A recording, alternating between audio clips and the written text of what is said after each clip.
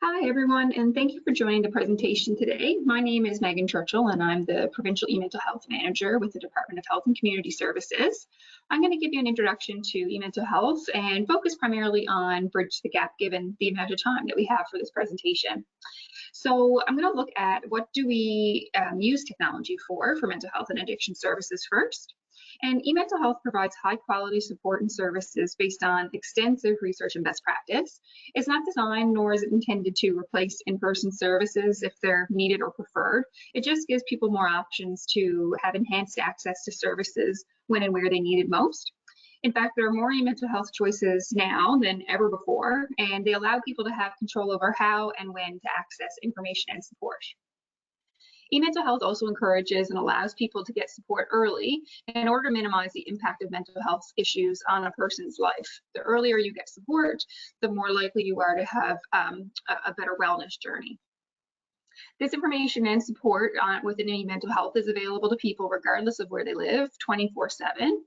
For example, if you live in a remote area or a remote community where services are limited to specialists, for example, e-mental health options are available there. Or, for example, if you're on a wait list for more specialized services, you're able to use e-mental health services while you're waiting. And you're also able to use e-mental health services as an adjunct to more specialized services or more intensive care. So you could be seeing an individual counselor and then completing some e-mental health options in between your sessions. So there is a wide range of technology that's being used to support and improve mental health, and its application to support mental health is constantly expanding for ease of use, convenience, and just to provide greater options. People likely are already aware of most of the mental health technologies today. So for example, there's telephone lines and helplines, video conferencing, different internet sites, websites, mobile devices, apps, texting options, online self-helps, even wearables like Fitbit, and Apple Watch. And then there's also gaming and robotics. The e-mental health team in our province is constantly doing some research around new technologies, and we're always looking up what are the new and upcoming e-mental health choices and just making sure that our options that we have across the whole province are robust and meet the needs of our communities. So we'll dive right into the Bridge the Gap website. So as I mentioned, the Bridge the Gap website is the go-to site for mental health and addictions information in the province. When you're on the site, you'll be able to have access to a number of features, which include a service directory where people can read about and locate mental health and addiction services that are right for them. There's a knowledge center, which contains information about topics of interest like stress, depression, suicide, bullying, substance use, parenting, just to name a few. And there's the Get Inspired section, which provides opportunity for people to share with others and to explore their own creativity, as well as links to the online programs, which include free, effective self-help and counselor coach assisted programs, as well as lots of webinars and lists of support groups in the province. We also have the Toolbox, which provides links to peer support services and self-help activities like mindfulness and games. There's a mood meter there, as well as a list of many wellness apps that have been peer reviewed. And then there's also going to be a new exciting feature, a virtual assistant that will help individuals with the site navigation. So individuals who use Bridge the Gap will be able to complete an online screener or be asked some questions, and then that will be able to connect them to services that are right for them. So for example, if you go on Bridge the Gap and you talk to the virtual assistant and you say that you're feeling really anxious, the virtual assistant will be able to pull either content or potential programs for you to sign up for that can help you with your anxiety right there and then. So we'll go into the website and I'll just do a little demonstration of where everything is on the site. When you first go to bridgethegap.ca, and it's BRIDGE, the GAPP.ca, so there's two P's there. You'll go to either the adult side or the youth side. So we'll go into the adult side right now, but I will say a lot of the information is very similar across the two sites, but the youth site is a bit more youth friendly in its looks. You know, the graphics are a little bit more geared towards younger generations, and also some of the information and content would be geared more towards that age group too. So it would include things like bullying and other parenting resources that could be applicable. So if you go into the adult side, What you'll see first actually is that we're on the Canada site. So Bridge the Gap has been expanded to be an interprovincial website. So there's multiple provinces that are using it. So what you want to do is first go to your Newfoundland Labrador site, because there's going to be a lot more options that are available here than are available on, say, the Canada site. So if we click the Newfoundland Labrador site, we'll go into the adults. And then this is going to be the main landing page you go to. So you'll notice up top, if you're coming to this site and there's emergency, it does give you where to go for a mental health crisis or emergency. And then you have these drop-down categories here where you can find all the information about the features I spoke about. So in the service directory here, you'll have a number of different options. So there's a tags option, which will give you quick access to frequently used pages. So we have a Doorways Walk-in Counseling Clinic. If you go to that site, it'll break you down to your Eastern Health Authority or your Central, Western, Labrador, and then you're able to click on these to find where all the Doorways locations are in these particular regions. We also have emergency and crisis lines listed out there. So if you need any of these emergency supports, there's a number of options that you can call, and it tells you obviously the main mental health crisis line number up here. And then you have your regional health authority listing. So we'll go into Eastern Health right now. And underneath Eastern Health, you're going to find all of the mental health serving community agencies that are available within the Eastern region. And it's all listed down in alphabetical order. So it'll give you a bit of information about what the particular service is, if there's a location or phone number or website, that will all be listed there as well. And we're always adding new information to this. So occasionally we'll have new groups come up or new organizations come up that are mental health serving agencies, and we'll add them in there to this category. And again, each regional health authority would have the same listings for their local areas. So if there's a particular agency that's unique to one of the regional health authority areas, then they would also be listed under the appropriate ones. If it is a provincial service, then it gets listed under all of the regional health authorities, regardless of where the actual service itself is located. So then we'll go into the Knowledge Center. So this is basically your A to Z list of different mental health and addictions topics.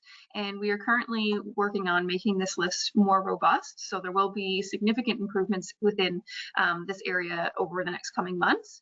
But what you'll find is anytime you go into any one of these categories, it'll give you some information about the particular category or mental health topic, and then answer some commonly asked questions.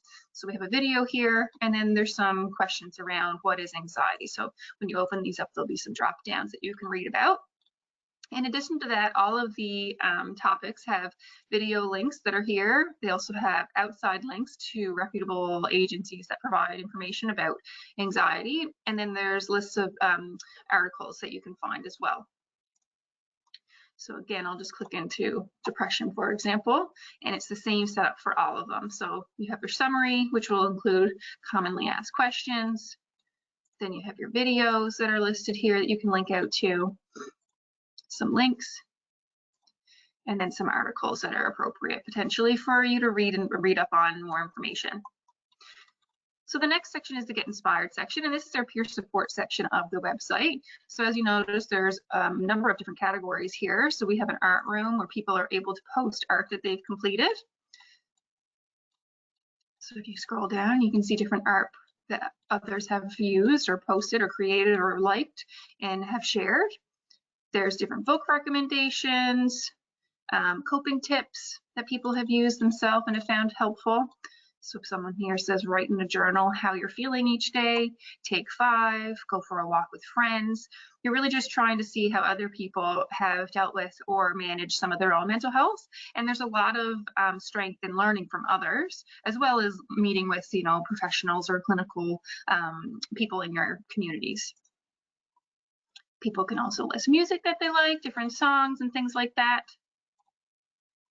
And then there's photos, and then videos, and the Wall of Hope. So I'll go right into the Wall of Hope. I don't have enough time to go through each category in depth, but the wall of hope basically is people sharing their journeys and things that they are hoping for the future.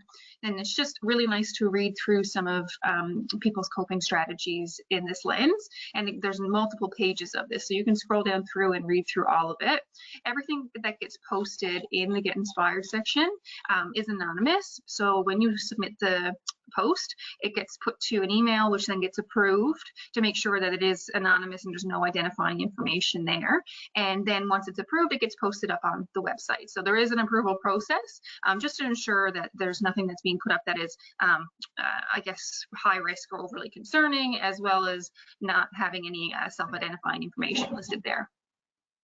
So the next section of the website, and this is the most used or highly used section of the website, is the online program section. So in here, you're going to have access to multiple online programs for free. And I'm just going to briefly go down through some of them and give you a little bit of an explanation about what they are. So the first one that we'll look at is Mindvalue.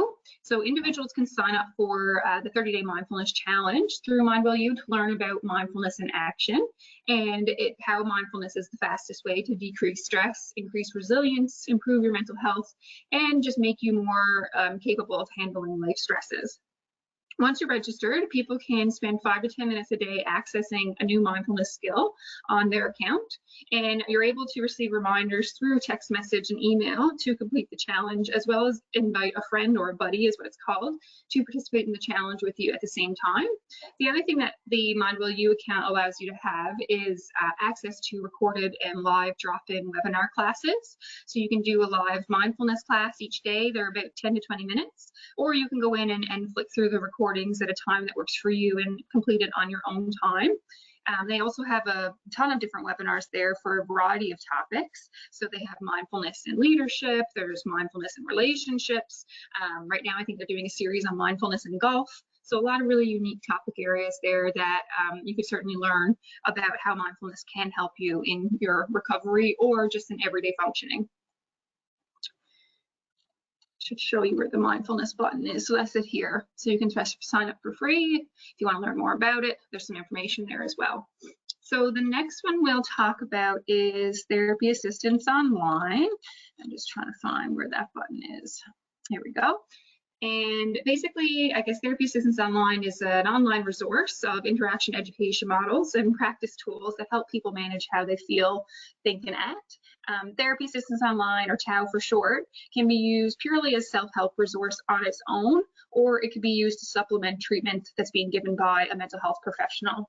So TAO has over 150 education sessions on a variety of topics. There's lots of information there about managing anxiety, depression, relationships, addictions, stress, and even like how to have better sleep hygiene. And TAO also has a mindfulness library with over 20, I think it's like over 20 videos or so that are mindfulness based, as well as a ton of journals and logs that people can use online. So when you sign up for Therapy Assistance Online, you get access to a wide variety of evidence-based information and resources to help you with your coping. So then the next one that we'll look at is the Check It Out NL. So Check It Out NL is a screening program, and it offers online screening tools to help you identify if and what mental health issues or substance issues that you might be experiencing. So the screening tools are completed online, and then you're given feedback right away on what the results are. And the topics are anxiety, depression, alcohol, gambling, substance use, PTSD, bipolar disorder, just an overall wellness one, as well as disordered eating and psychosis. So this tool can't diagnose you, but it certainly can look at if you're experiencing features of a particular diagnosis. And then what will happen is it will make recommendations for supports and services that you can utilize if you do screen into any of those particular diagnosis features. And then lastly, we'll just look at the ICAN program, which is the Strongest Families Institute adult program. So ICAN stands for I Can Conquer Anxiety and Nervousness. And Strongest Family Institute is a evidence-based institute based out of Nova Scotia. And the Strongest Families I Can program is designed to help adults learn to control and face and deal with emotions related to anxiety and depression, to overcome and manage life stressors. So that could be a number of different things, including stress with school, stress or anxiety with peers, generalized anxiety, specific fears or phobias. And you can do this particular program on your own, or you can do it with the Strongest Families coach. So the Strongest Families has drop-in classes that you can connect with the coach, or you can meet with a trained coach one-on-one, and they will help support you through the program and help you with applying some of the skills that you're learning in the program itself. The other program that I'll just mention really quickly is Breaking Free. So that is our online self-help program that you can access 24/7.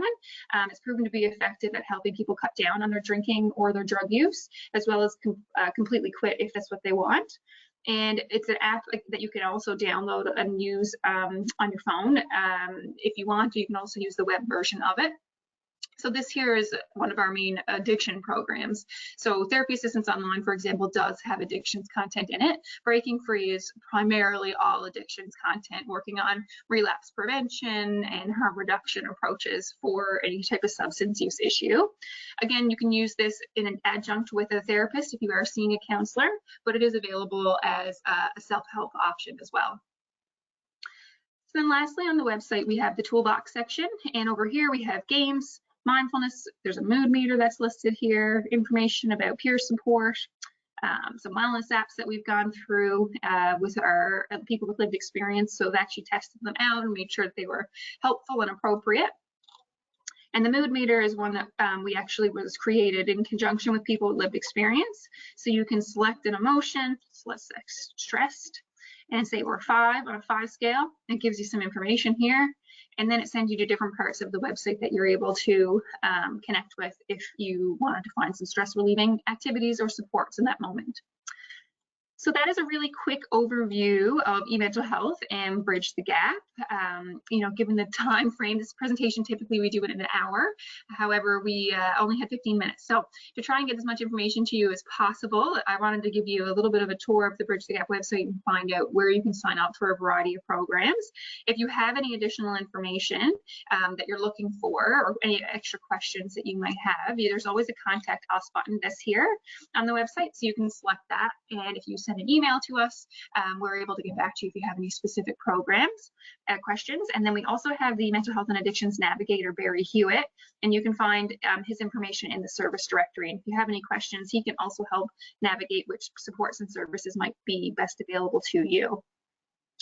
So that's it for today, and I really appreciate all of you taking the time to listen to this very quick presentation, but I hope it was an overview that you would find helpful. And please reach out if you have any additional questions. Thanks, bye-bye.